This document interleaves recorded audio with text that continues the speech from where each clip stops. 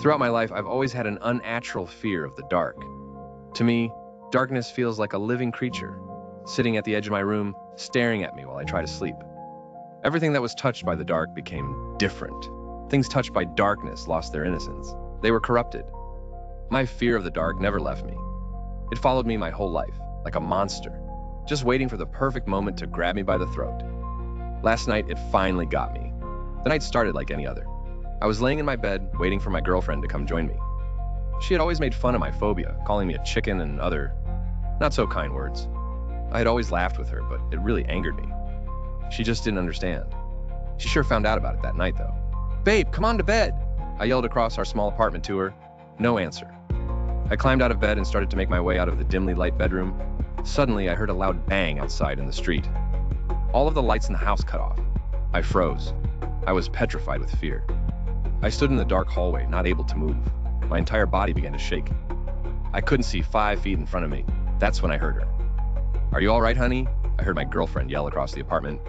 Something was wrong with her voice. I can't really explain it. It just sounded off. "I'm all right," I yelled with a quavering voice. "Can you get the flashlight?" "Oh, are you scared of the dark?" I jumped. The voice was right beside me. My girlfriend's voice penetrated my ears. This time, I was certain that her voice was wrong. It sounded way too joyful, like she had just won the lottery or something.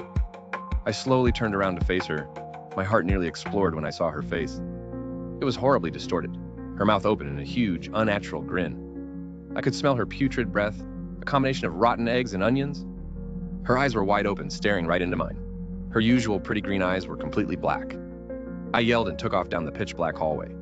"What's wrong, honey? Something got you spooked?" she said as she slowly walked behind me. "Come here and I'll make it all better." I turned to face her. She had a large kitchen knife in her hand, raised above her head, ready to attack. I turned around and made a mad dash to the kitchen, hoping to get a weapon to defend myself with. "You're not my girlfriend!" I screamed as I ran like a maniac around the apartment. I reached the kitchen and grabbed a knife off of the counter. I turned around. She was nowhere in sight. I gulped. I was shaking so hard that I felt like I might fall over. I turned back around to look at the kitchen. She was standing directly in front of me.